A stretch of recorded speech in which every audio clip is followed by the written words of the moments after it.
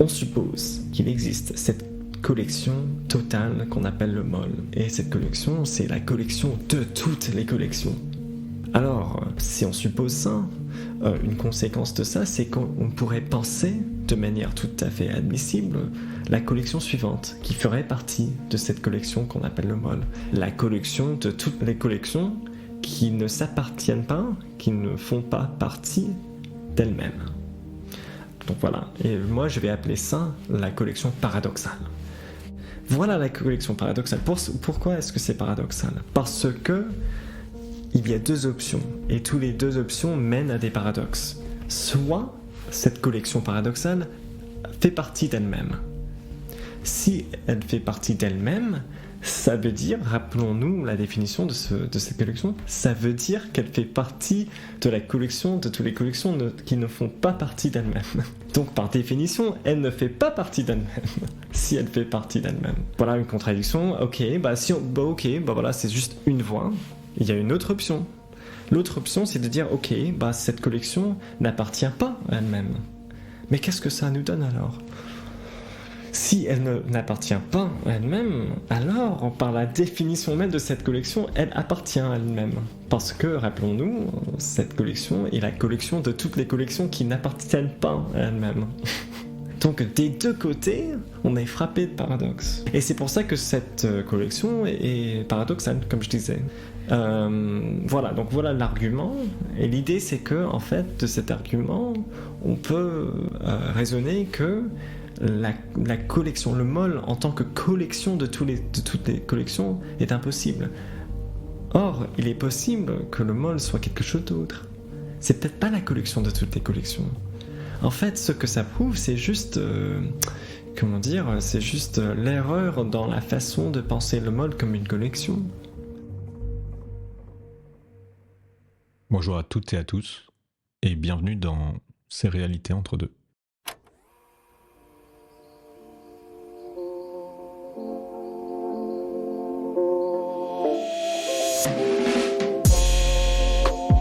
Entre deux moments de vie, entre deux espaces dans l'instant, plongez-vous entre deux mondes.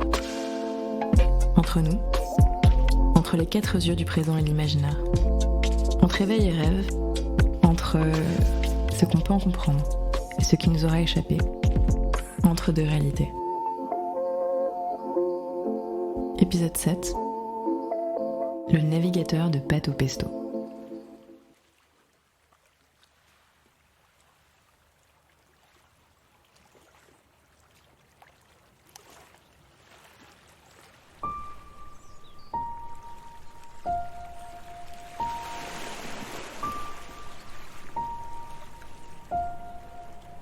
Dans une salle d'eau aux proportions immenses, des voyageurs s'affairent, se préparant manifestement au départ.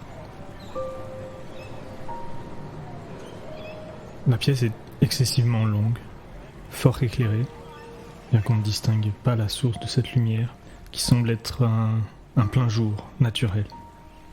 Une route cuivrée d'environ 3 mètres de largeur, frôlant la surface de l'eau, scinde le lieu en 2 bassins dans le sens de la longueur, reliant les 2 extrémités de la salle l'une à l'autre, et traversant ainsi ce qu'on appelle la mer du Môle.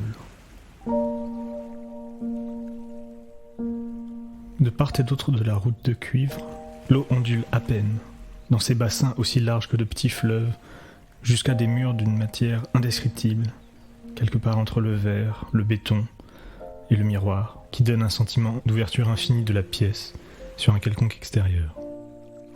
À perte de vue devant moi, je contemple le cuivre de la route se fondre dans un infini point de fuite où se perdent les kilomètres de la salle. De part et d'autre, semblant s'éloigner sur les kilomètres, des colonnades titanesques supportent le poids de la salle.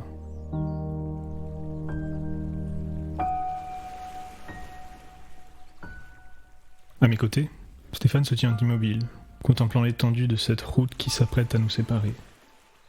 Après de longs mois à me faire découvrir les régions du Môle dont ce cartographe était parvenu à dénicher les secrets, l'heure était venue de nous faire nos adieux. Lui pour continuer de tirer le long fil de son chemin vers les profondeurs du Môle, Et moi pour commencer cette interminable traversée de la mer du Môle, m'engageant sur cette longue route de cuivre pour les pénibles semaines à venir.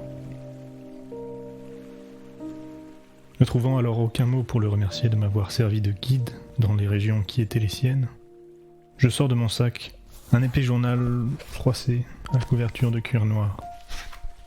Je feuillette quelques pages et le lui tends. Il reste un instant silencieux. Et puis un sourire mélancolique apparut au coin de ses lèvres. Et il se mit à lire.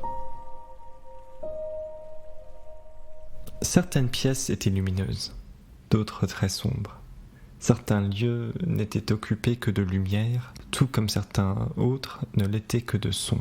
On redonnait aux murs toutes les déclinaisons et nuances de la nuit et du jour.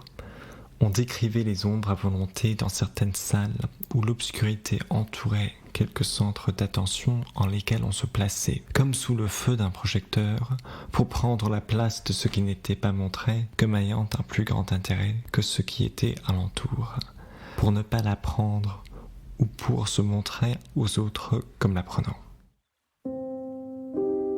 Un jour, j'étais entré dans une de ces petites salles sombres où seul un recoin était illuminé d'un halo de lumière.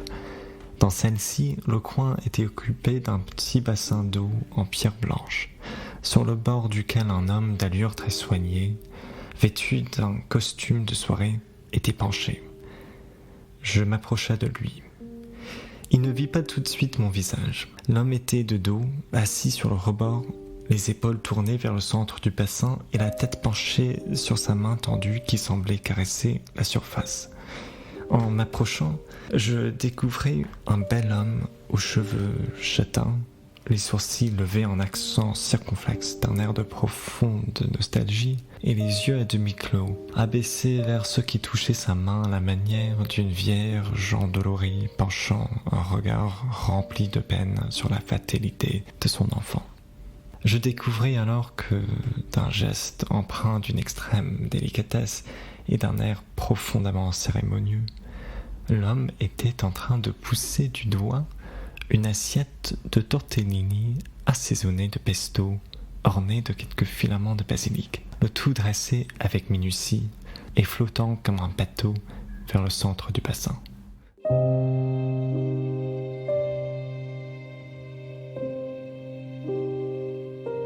Il se redressa dans un profond soupir, croisa les doigts sur ses jambes élégamment jointes et regarda l'assiette s'éloigner de lui, tanguant dangereusement sur l'eau paisible. Il avait l'air de ne plus savoir que faire, comme quelqu'un de résigné prenant le temps de laisser se passer les choses, comme s'il sentait qu'il avait perdu le temps d'un important quelque chose de sa vie en s'efforçant d'être un être important du mal. Car, manifestement, il en était un. Comme s'il ne savait plus quoi deviner des vérités cachées du môle infini, et que cet infini n'avait de cesse de plus en plus lui peser. Après une brève hésitation, je l'interrogeai sur sa tristesse, mais l'homme ne répondit pas. Il déposa son regard sur moi, et comme réponse se contenta de fermer les yeux pour soupirer à nouveau, avant de les rouvrir pour me contempler d'un air convenu. Alors il se leva, fit signe à moi, jeune voyageur, de le suivre et m'emmena visiter quelques salles dignes des plus beaux palais du môle, dont il me raconta qu'il avait tracé les plans, quelques longs temps auparavant. Malgré les détours entre lesquels on sembla de dizaines de fois se perdre, l'homme n'hésitait pas un instant à aucun embranchement, et plus on avançait, et moins on croisait de monde. Nous parcourûmes des galeries illuminées de miroirs et de statues, de fontaines antiques ornées de mousses et de plantes exotiques, de l'ordre de celles dont les voyageurs du môle ne faisaient que parler, rêvant de tomber un jour sur une seule d'entre elles. Je finis par lui demander par quelle grâce lui, plutôt que tout un autre, était parvenu à obtenir les clés de ces lieux. « Il n'y a pas besoin de clés dans ce monde, » me répondit l'homme. « Il suffit de bien savoir tourner à droite ou à gauche d'une rue à l'autre, et toutes les portes peuvent s'ouvrir. »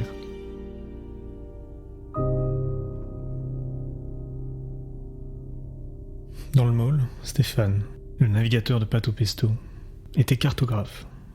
Et comme nul autre, il était étonnamment parvenu à dresser un plan de la région du môle à laquelle il appartenait. Au fil de nos interminables déambulations dans ces labyrinthes impossibles, qu'il connaissait paradoxalement comme sa poche, il avait eu l'occasion de m'expliquer l'évolution de son regard bien particulier sur la nature du môle et sur les réalités de ses contradictions. Je pense que l'idée de cartographier en particulier, je pense que c'est une idée extraordinaire, dans le sens que si le môle contient tout, si le môle est tout, il doit forcément contenir la carte de lui-même. En dehors du môle où je l'ai rencontré, il était doctorant en philosophie des mathématiques à l'université de Chicago. Mais l'idée, pour revenir à cette idée de carte, c'est intéressant parce que je pense que déjà on est un peu dans l'élément du paradoxe, dans le sens que quelque chose qui est total doit, par sa totalité, avoir les ressources de se cerner lui-même. Parce que traditionnellement, et là je viens, dis-moi si je fonce un peu trop dans la philosophie, dans l'histoire de la philosophie théorique, mais dans l'histoire de cette philosophie, on voit qu'il y a un rapprochement intime entre infini et un.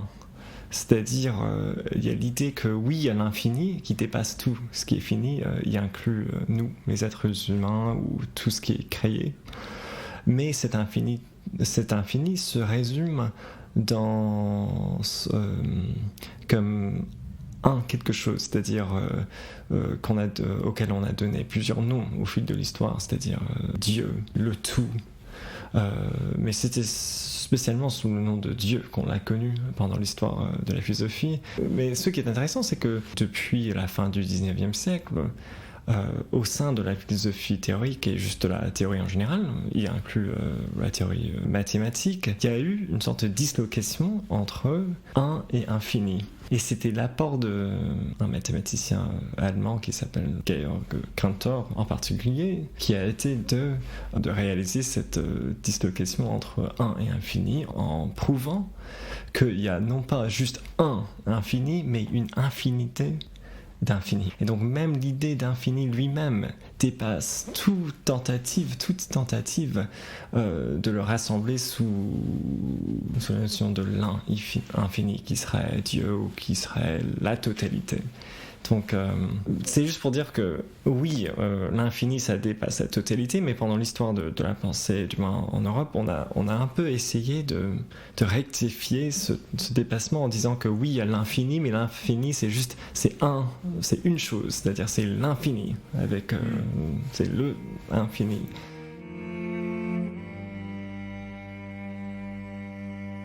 Mais oui, pour revenir à cette idée de cartographier, qu'est-ce que c'est que cartographier ? C'est rendre quelque chose dans quelque chose d'autre. C'est-à-dire de rendre quelque chose qui est très grand ou qui est même total dans quelque chose qui est moins grand et moins total.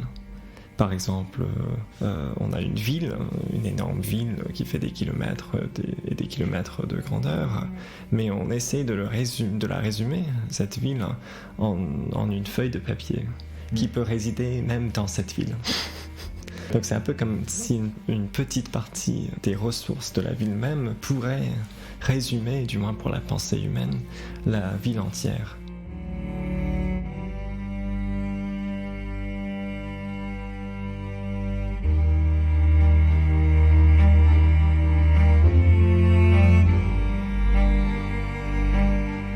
Mais alors, si ce qu'on essaie de résumer dans la carte est de nature totale, alors ça devient un peu intéressant parce que, comme je disais tout à l'heure, ça veut dire que dans cette totalité va figurer une carte qui est à la hauteur de la totalité même.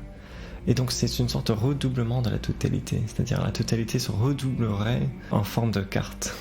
Dans un premier temps, ce serait la totalité, et dans un deuxième temps, ce serait la carte qui résume cette totalité. Et pour dire en avance, cette mélancolie dont tu parlais, cette mélancolie que tu attribues à moi, le cartographe, Je pense que cette mélancolie n'est pas accidentelle, ça relève d'une réflexion qui mène à la pensée de l'impossibilité même de cette totalité que j'essaie de cartographier.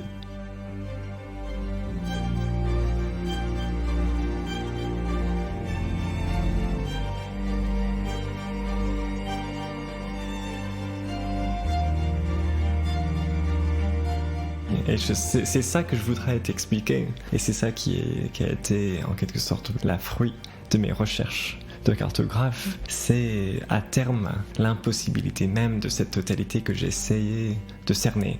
L'impossibilité par ma carte. De la totalité. De la totalité, oui, et pas de la cartographie. Bah, c'est ça qui est intéressant.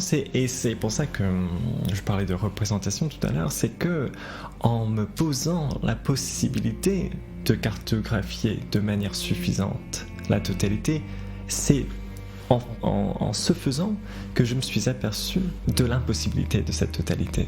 Et je vais essayer de t'expliquer ça, parce que c'est un argument un peu subtil, mais qui est puissant. Et donc, tu es en train de me dire que, en essayant de cartographier le môle, tu t'es rendu compte de l'impossibilité de l'existence même du môle, alors que tu pensais à ça depuis le môle. Oui, c'est ça. C'est ça. C'est ça qui est... Et c'est là où... Ça semble complètement paradoxal. Oui, mais c'est ça qui nous mène à l'idée du parc. Parce que ce paradoxe que tu viens d'énoncer, c'est le paradoxe du parc. T'es déjà allé dans le parc ? Dans cette pensée même, oui.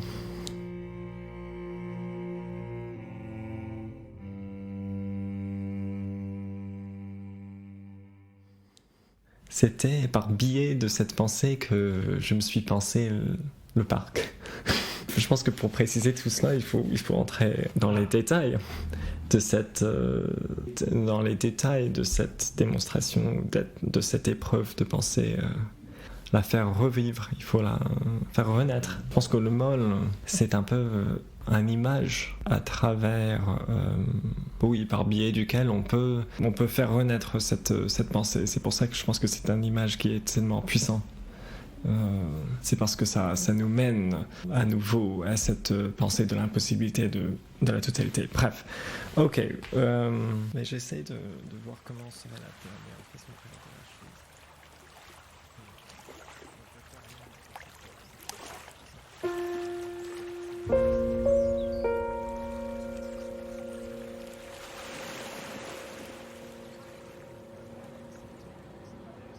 Pour Stéphane, le môle était à considérer comme une sorte d'ensemble infini qui se révèle essentiellement paradoxal.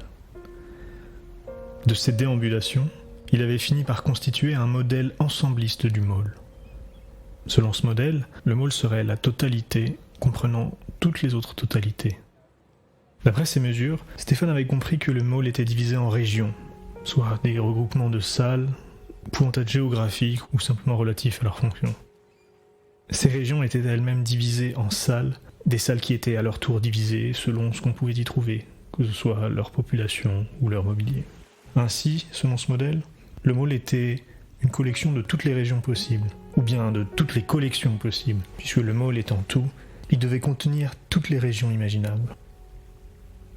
Mais alors c'est là qu'apparaissait le paradoxe, car en tant que totalité, le môle devait également comprendre en lui une hypothétique région constituée de toutes les salles n'appartenant à aucune région.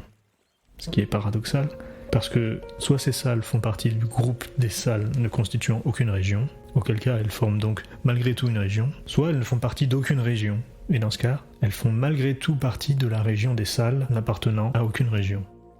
Le navigateur de Pato Pesto distinguait donc deux solutions face à ce paradoxe. L'une rationaliste, et l'autre irrationaliste.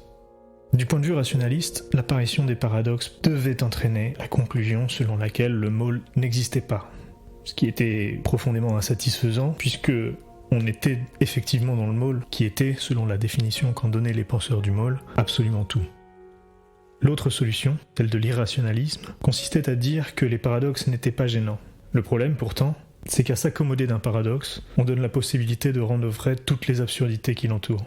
Si bien que cette solution n'était pas non plus satisfaisante. Stéphane proposait une troisième solution.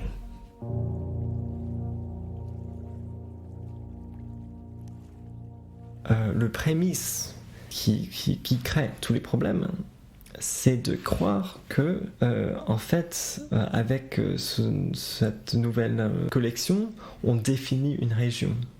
Et c'est ça que j'appelais tout à l'heure la puissance de la totalité. C'est en ça que la totalité a les ressources, comme je disais tout à l'heure, de s'occuper d'elle-même. C'est-à-dire de faire des régions de tout. C'est-à-dire de considérer comme région même quelque chose de paradoxal. Par exemple, la collection des salles qui ne font pas région. Le môle, c'est le tout, parce que même cette région-là, paradoxale, fait partie du môle. C'est ça sa totalité. C'est cette puissance qui est si extrême, qu'elle mène jusqu'au paradoxe. Mais donc, ce que ça... Alors, tu disais, il y a deux manières de l'aborder, soit rationaliste, soit irrationaliste. Mais si on considère cette totalité-là en tant qu'elle comprend les régions potentiellement paradoxales, enfin, même pas potentiellement, mais en tant qu'elle comprend les régions paradoxales, on est obligé de sortir du rationalisme, non ? En fait, non. En fait, on est obligé de se mettre dans le parc. C'est ça que je viens de... C'est pour ça que je parlais du parc tout à l'heure. Je pense que pour moi, le parc, en fait, c'est la solution à ce problème de rationalisme et irrationalisme. Et comment je vais dire ça exactement ? C'est que on va noter... d'abord, il faut noter quelque chose d'un peu bizarre qui se passe dans cet argument qu'on vient de présenter. La position rationaliste dit, comme le môle comprend ces régions paradoxales, alors on doit considérer que le môle n'existe pas parce qu'il comprend ce truc paradoxal. Et donc la position opposée, ce serait de dire, puisque le môle comprend ces régions paradoxales, en fait, la position irrationnaliste, ça consiste à dire juste on s'en fiche. On dit, c'est possible d'avoir des contradictions, on s'en fiche. Et on accepte les conséquences. Il n'y a pas de réelles conséquences. Il y a des problèmes avec les deux options, je pense. Je pense que les problèmes sont peut-être plus sévères dans le deuxième cas. C'est-à-dire, si on accepte tous les paradoxes, en fait, on est un peu forcé d'accepter tout. On peut plus distinguer le vrai du faux. Tout devient de manière triviale. Vrai. Alors c'est intéressant parce que tu dis que le parc offre une troisième possibilité. Parce que justement, moi j'ai envie de dire, c'est pas parce qu'on n'accepte pas le côté rationaliste qu'on peut pas avoir des nuances qui nous permettent d'avoir une forme de créativité autour de l'univers paradoxal. Je viens à mon propos et c'est en fait qu'il y a une troisième voie. Et la troisième voie, ce serait juste de se tenir dans le paradoxe. C'est-à-dire, on va pas conclure du paradoxe, c'est un peu comme si dans l'argument, on restait juste à l'étape du paradoxe. C'est pas, on ne fait pas un pas de plus. C'est-à-dire, dans les deux cas dont on parlait tout à l'heure, c'est-à-dire l'irrationalisme et le rationalisme, c'est comme si on faisait un pas de plus. C'est-à-dire, on arrivait au paradoxe, et on se disait, ok, qu'est-ce qu'on fait alors ? Soit je fais ceci, soit je fais cela. Mais la troisième option que je vais esquisser, c'est de ne pas faire un pas de plus et juste de se maintenir dans le paradoxe même. Et c'est ça, je pense, qui est très génial dans l'idée du môle et dans l'idée du parc. Parce que le parc, en fait, ça incarne le fait qu'on reste dans le paradoxe. Et comment ça exactement ? L'argument qu'on vient de présenter, ça nous a montré que la totalité mène au paradoxe. Et je pense que c'est ça qu'on voit exactement dans le concept du parc. Et c'est pour ça que je disais que tout à l'heure, j'ai vécu dans le parc, sans y être entré dans ma pensée. Comment tu définirais le concept du parc ? Le concept du parc, c'est en fait... Le parc, c'est le paradoxe qui découle de la présomption de la totalité du môle. C'est un peu, l'incarnation de cette collection paradoxale dont on a parlé tout à l'heure, dont l'existence découle de l'existence, de la totalité du môle.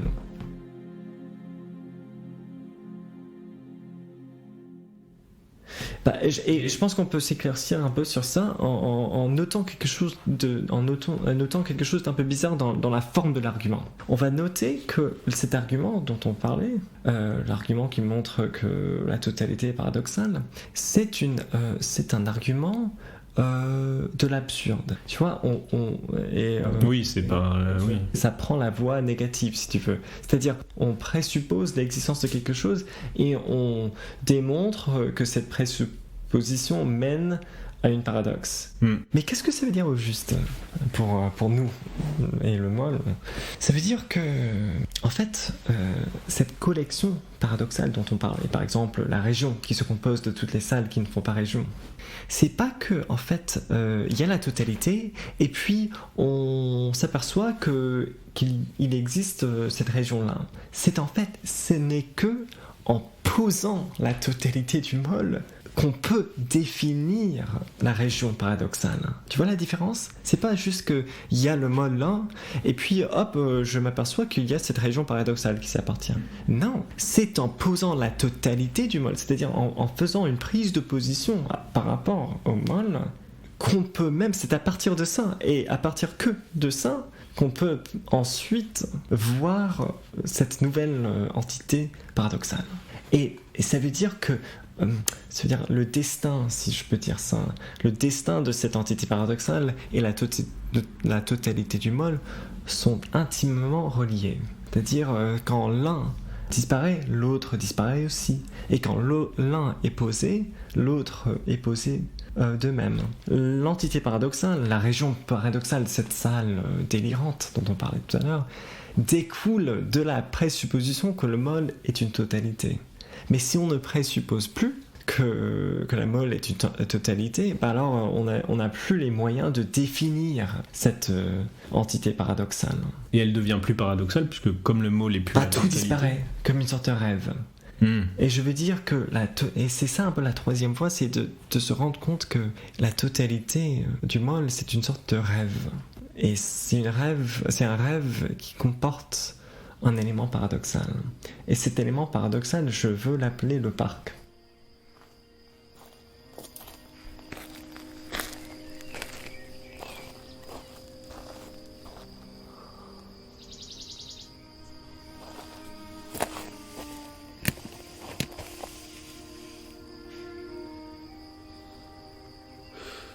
Parce que le parc, c'est ce qui démontre l'impossibilité de la totalité du molle. Mais ce n'est que en posant la totalité du molle qu'on peut avoir le parc. Mais je pense que ça se reflète directement dans les arguments qu'on a posés. Et le parc, c'est pour ça que je voulais dire que le parc, c'est l'incarnation de cette collection paradoxale, délirante. Cette collection de rêves auxquels on a pensé, mais dont l'existence découle du seul présupposition de la totalité du molle. Mais dans la définition du molle et du parc, oui. L'un et l'autre, que ce soit pris l'un par rapport à l'autre ou séparément, il y a dans les deux cas une notion d'intérieur et d'extérieur de l'un par rapport à l'autre qui est cruciale. Donc si le parc existe, je viens à ça, oui. Si le parc existe, il est à l'extérieur. Il est à l'extérieur du molle, mais il est toujours par rapport au molle. Oui. C'est pas juste un parc comme ça. Oui, non mais c'est pour ça, mais je pense que ça aussi... Donc c'est juste, si tu dis que l'existence du parc renverse la possibilité de la totalité du molle, en tant que paradoxe propre au molle, ça voudrait dire que l'existence du parc rend inexistant la possibilité du molle, mais donc ça fait que le parc se retrouve tout seul. Aussi. Non, le parc disparaît aussi. C'est pour ça, oui. C'est pour ça que je disais tout à l'heure que le destin de ces deux entités sont reliés. C'est-à-dire, il y a parc que dans le cas où il y a molle. Mais le parc, c'est un peu le point de paradoxe du molle. Parce que le parc, c'est ce qui incarne le fait que si on présuppose qu'il y a totalité, alors dans la pensée, on peut trouver quelque chose qui échappe à cette totalité. Et c'est ça le grand geste fondateur de Cantor. C'est de développer l'argument qui démontre que toutefois où on pose totalité, on peut, de cet même acte de poser la totalité, trouver quelque chose qui échappe à cette totalité. Mais cet être qui échappe à la totalité, c'est quelque chose qui n'est défini qu'en termes de la totalité elle-même. Comme le parc n'est défini qu'en termes du molle. C'est-à-dire le parc se définit comme ce qui est en dehors du molle. Oui, donc théoriquement rien. Oui, mais si, quelque chose. Si on présuppose que le molle est total. Ouais. Donc tu vois un peu ces enchaînements, ces connexions intimes entre ce qui est et ce qui est paradoxal, entre la totalité et le paradoxe, entre le tout et ce qui dépasse du tout. C'est ça le parc et le môle. Et c'est pour ça que je dis que je ne suis jamais de manière littérale entré dans le parc. Moi qui cartographie cette totalité présomptive, je n'ai jamais entré de manière littérale parce que ce serait impossible, mais dans ma pensée kantorienne si tu veux, j'ai entré dans le parc. Et alors, c'est ce parc qui est habité essentiellement pour tout chacun qui pense l'impossibilité de la totalité, comme l'a pensé par exemple Cantor. Et donc à ce moment-là, comme de la totalité du môle découle l'impossibilité de la totalité du môle, donc l'impossibilité de l'existence même du môle, qu'est-ce qu'on fait du môle ? Qu'est-ce que Cantor fait de ces infinis dont il définit l'existence même comme impossible par définition ? En fait, il ne fait rien, il fait ce que j'ai appelé rester dans le paradoxe. Il appelle ça l'infini inconsistant. Donc on reste dans le parc. En fait, tout ce qu'on peut faire à partir du môle et de la pensée du môle, c'est rester dans le parc. Non, on reste dans le môle et dans le parc, en sachant que ces deux choses sont contradictoires, mais s'autocréent tous les deux. On reste dans l'histoire du môle. On reste dans le môle, mais tout en sachant que le môle contient, par son concept même, quelque chose qui échappe au môle. Et alors à partir de ça... le rend inconsistant. Mais ce n'est pas une totalité, pardon, c'est juste une... Non, ce qu'on vient de démontrer, c'est qu'à chaque fois qu'on pose la totalité de quelque chose, comme par exemple le môle, par ce même geste, on pose aussi quelque chose qui échappe à cette totalité. Ça veut dire qu'il y a une sorte de puissance, d'excroissance, qui excède toute totalité présomptive. Et je pense que c'est cette puissance qui est le môle, cette puissance de toujours dépasser les limites présomptives, de toujours dépasser la totalité présomptive. Et c'est pour ça que le parc, c'est un peu l'incarnation de cette puissance, qui dépasse toujours la totalité présomptive. Mais ta question, je pense, c'est la suivante, c'est est-ce qu'il y a une totalité de tous ces dépassements de totalité ? Et la réponse de Cantor, c'est non. La réponse de Cantor, c'est oui, on pourrait dire de manière un peu métaphorique qu'il y a cette totalité, mais on serait obligé, par ce même geste, d'admettre que cette totalité, ce serait une totalité inconsistante. Que ce serait une totalité paradoxale. Et je pense qu'à la limite, le môle, c'est cette totalité inconsistante.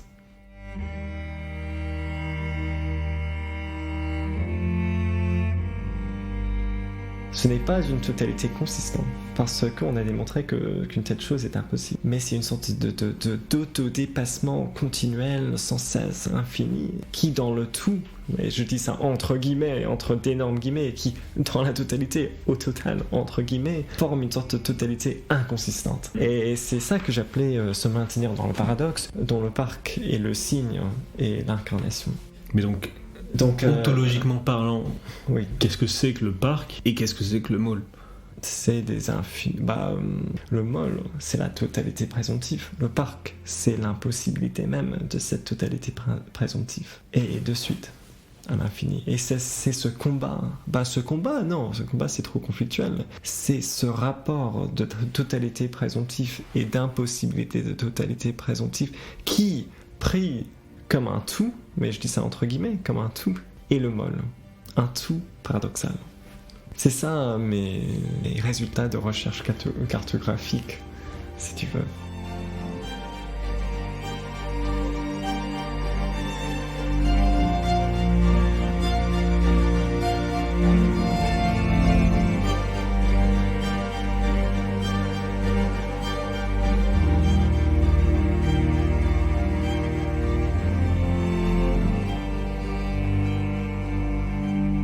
Au regard de tout ça, considérant toutes ces observations et donc tous les résultats de tes observations et de tes cartographies, oui.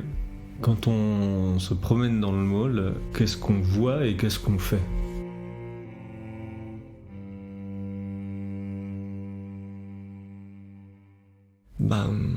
Je pense que, en te disant cela, pour la première fois, je vois un peu la fin de cette mélancolie, parce que je pense que la mélancolie dont je souffrais gravement pendant longtemps, c'était la mélancolie de penser qu'il y avait un tout.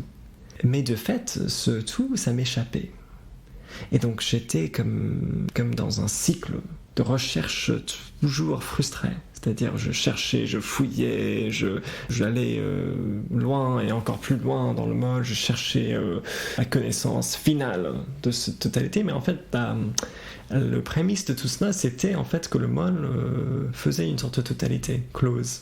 Mais alors maintenant que je sais que cela est impossible, je vois en fait que le mol est une sorte de puissance, de auto-excroissance, si je peux dire ça, sans fin. Et d'un côté, ça veut dire que ma tâche est impossible. Cette tâche de faire une carte, si tu veux, une présentation finale du tout du mol. Et on pourrait penser que ça m'apporterait du malheur de savoir ça. Mais non, pas du tout, en fait. Ah oui. Je pense qu'en fait, ça me libère de savoir ça. Et je vais te dire pourquoi. C'est parce que maintenant, je sais pour la première fois que c'est cette même puissance de pensée, d'esprit, qui m'a guidé vers l'argument de l'impossibilité de la totalité. C'est cette même puissance qui gouverne le mol. Et donc, en quelque sorte, il y a un accord profond entre l'esprit et sa puissance illimitée.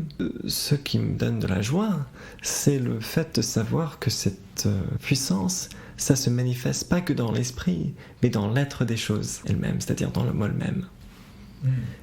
Peut-être je n'ai pas raison de dire ça, mais c'est ça ma conviction dès à présent, et c'est quelque chose qui m'apporte de la joie. C'est le fait que l'infini de l'esprit se soit reflété dans l'infini du mol lui-même, et de l'impossibilité de sa totalité. Parce que la totalité, au final, c'est quelque chose de triste. Pourquoi ? Parce que c'est quelque chose qui bornerait, quelque chose qui ne peut pas se borner. Mais il y a quand même un abandon. Alors, Ah pardon, oui. Il y a l'abandon d'une possibilité de repérage ou d'une possibilité de s'orienter dans cet univers du mol. Oui, qu'est-ce qui est devenu mon activité de cartographe, tu veux dire ? Maintenant que je sais que cette activité est en quelque sorte vaine. Ouais, et puis surtout, de quelle manière est-ce que tu déambules dans le mall, du coup ? Et est-ce que tu déambules ou pas ? Parce que peut-être que tu restes à un seul endroit, sachant qu'il n'y a aucun repérage possible. En fait, c'était un peu comme si, avant... Ça va paraître un peu bizarre, je pense, mais moi je vais le dire quand même. Maintenant, c'est comme si je me promenais dans le mall, comme si en même temps je me promenais dans le parc. C'est-à-dire, je vois que être dans le mall, c'est être en quelque chose qui se dépasse essentiellement. C'est-à-dire, à l'époque où je pensais à la totalité, une sorte de pensée effrayante m'arrivait de temps en temps, parce que je pensais, ok, si le mall se trouve être une totalité, qu'est-ce qui est dehors ? Et c'était ça un peu le parc imaginaire, le dehors. Et puis je me disais, ok, ce dehors est impossible. Mais à partir du moment où je me suis aperçu que le parc, en fait, ce dehors est quelque chose qui appartient essentiellement au mall, c'est-à-dire qui n'est pas juste en dehors de manière qui découle essentiellement de la nature du mall. À partir de ce moment-là, j'étais dans la joie et non pas dans l'effroi, dans le sens que je voyais qu'il y avait toujours de dehors. C'était pas quelque chose qu'on devait chercher en dehors de la totalité. C'était quelque chose qui était toujours là et dans la puissance de l'esprit.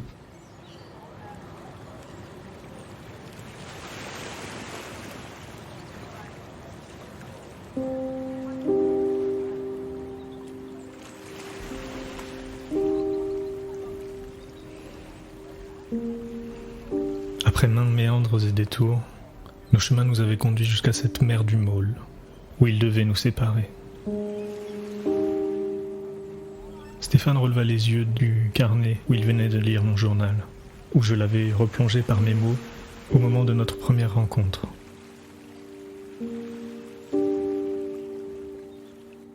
Alors, comme pour essayer de ne pas trouver la distance que l'espace allait mettre entre nous, et essayer de trouver un peu de réconfort dans la connaissance de l'avenir qui allait être le sien, je lui ai demandé ce qui avait changé pour lui depuis ce moment, Et si le temps de nos moments passés ensemble avait pu faire de sa mélancolie, de sa nostalgie, de son difficile rapport au môle, un élément de nouveauté, dans un avenir où je pourrais, sinon par le voyage, par la pensée, l'accompagner.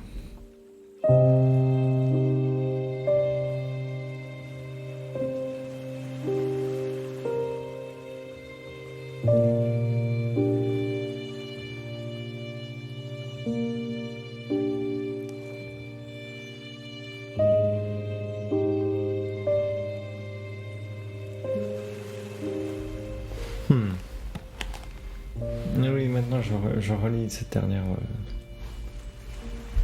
phrase. Il n'y a pas besoin de clé dans ce monde. Il suffit de bien savoir tourner à droite ou à gauche. Et toutes les portes peuvent s'ouvrir. Je trouve que c'est un peu comme...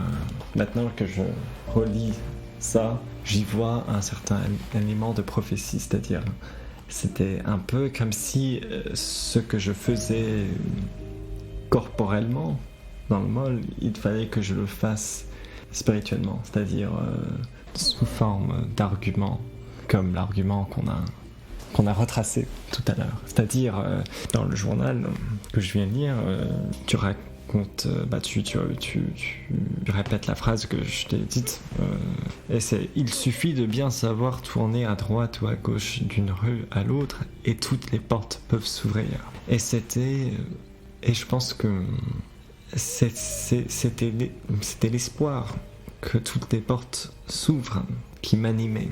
Mais c'est pas le cas. C'est toujours le cas. Mais je pense que à l'époque, je prenais ça peut-être de façon trop littérale. C'est-à-dire... je pense que une autre façon de dire ça, ce serait de s'interroger à ce mot de toutes les portes. L'extrait de journal que tu m'as fait lire, ça raconte notre première rencontre. Et là, comme tu dis, tu dis très bien en disant que, très joliment, je veux dire, tu écris que j'avais les sourcils levés en accent circonflexe d'un air de profonde nostalgie, et les yeux à demi clos, abaissés vers ce qui touchait ma main, à la manière d'une vierge endolorie, penchant un regard rempli de peine sur la fatalité de son enfant, et plus tard... comme si je ne savais plus quoi deviner des vérités cachées du môle infini, et que cet infini n'avait de cesse de plus en plus lui peser. Et en effet, c'était vrai. Je pense que tu m'as rencontré à un moment où j'étais toujours dans l'ambition de faire une sorte de cartographie totale du môle. C'est-à-dire, c'était à l'époque où je croyais toujours à la totalité du môle, en tant qu'être déterminé, total. Et voilà un peu le sens de ce mot que j'ai utilisé dans ma phrase, le mot « tout ». Quand j'ai dit « et toutes les portes peuvent s'ouvrir », c'était un peu dans l'ambition qu'il y ait effectivement un tout, des portes qui pourraient s'ouvrir dans le môle. C'est-à-dire, je pensais que ça existait, ça. Je pense qu'il y avait un tout. Et que je pourrais traverser, éventuellement. Mais maintenant, je ne crois pas qu'il y ait un tout de toutes les portes qu'on pourrait affranchir. Mais ça diminue pourtant pas du tout mon désir et mon plaisir à me promener dans le môle et en savoir quelque chose. Mais en même temps, du coup, comme tu as toujours ce plaisir à avancer dans le môle, oui. D'une salle à l'autre, oui. Toutes les portes s'ouvrent. Oui. Même si c'est pas la totalité des portes qui s'ouvrent. Non, oui, certainement. C'est juste que je pense que ce qui m'apportait de la tristesse à l'époque, c'était pas le fait de traverser les portes, que les portes s'ouvrent, tout ça. C'était le fait de penser qu'il y avait un tout que je devais atteindre, mais que je ne pouvais pas. C'était ça qui me rendait triste. C'était pas le fait, en fait, de me promener, de trouver des portes, que les portes s'ouvrent. Ah non. C'était le fait que quelque chose me manquait. Mais maintenant, je sais que rien ne me manque parce qu'il n'y a pas de totalité qui pourrait me manquer. C'est une méditation un peu difficile. En ce sens, il faut, je pense, après une longue réflexion, j'ai enfin pu me renoncer à l'ambition d'une totalité. Et à la tristesse de la manque de cette totalité. J'ai pu, je pense, à terme, renoncer à ça. Mais je pense que j'avais mes priorités étaient mal placées, dans le sens que ce que je cherchais, justement, c'était cette chose piquante, luxuriante, belle, je sais pas, ornée, comme tu dis. Alors que maintenant, je pense que moi, ce que je cherche de plus en plus, ce n'est pas ces exemples de perfection mondaine, c'est les indices de cette puissance infinie dont je parlais tout à l'heure, la puissance générative infinie.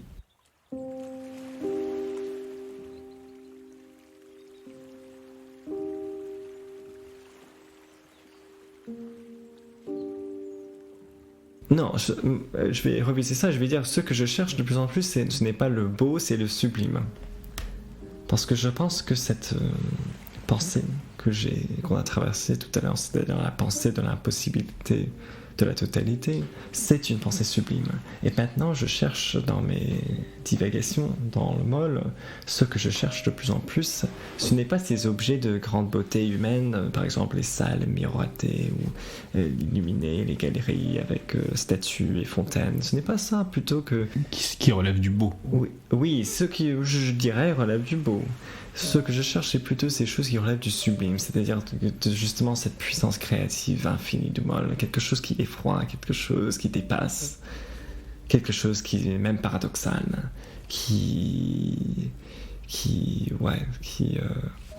je veux juste dire que la beauté, c'est un plaisir esthétique de ce qui convient à nos facultés humaines, tandis que le plaisir esthétique du sublime, c'est un peu plus paradoxal, en ce sens que c'est un plaisir de quelque chose qui ne convient pas à notre faculté humaine, quelque chose qui dépasse.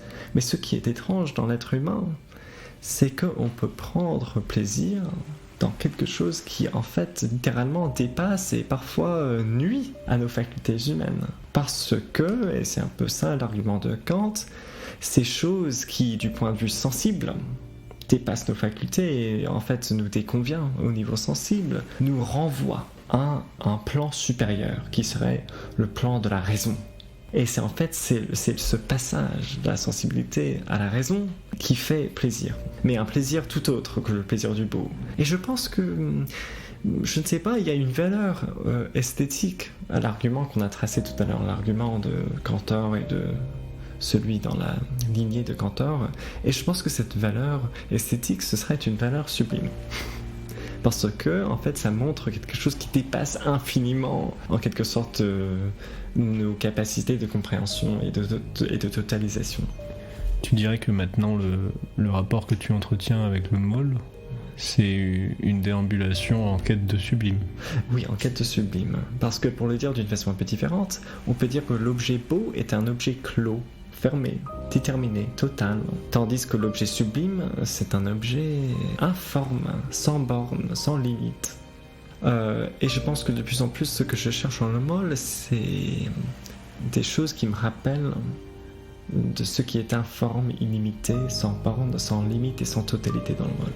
De son nature, c'est-à-dire ce qui me rappelle son essence illimitée et sans borne. Plutôt que des choses qui me rappellent des choses bornées et fini et défini et déterminé. Donc je pense que ça a beaucoup changé mon rapport.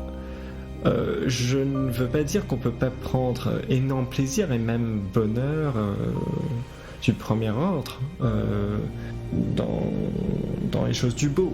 Non, bien sûr, mais j'en prenais à l'époque.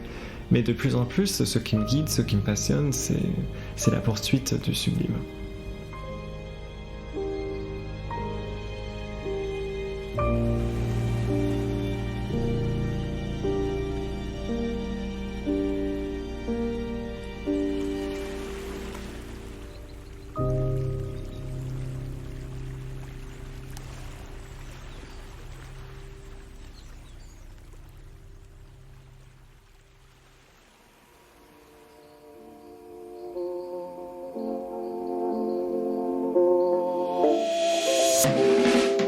C'était un épisode de Réalité entre deux. Un podcast proposé par Rémi Kuntz. Présenté par Marc. Avec les voix et récits de Louise Dewey et Stephanos Jones. Soutien technique de Vagra Magami et du Studio du Moulin. Et si d'une manière ou d'une autre, vous sentez une proximité étrange entre deux mondes, entre deux réalités, et que ces réalités entre deux vous parlent, alors écrivez-nous à l'adresse réalitéentredeux@gmail.com au pluriel et en toutes lettres. Et puis on verra bien. Peut-être que toutes ces réalités nous mèneront quelque part. Je l'espère. À bientôt, Marc. À bientôt. Et merci d'avoir été là.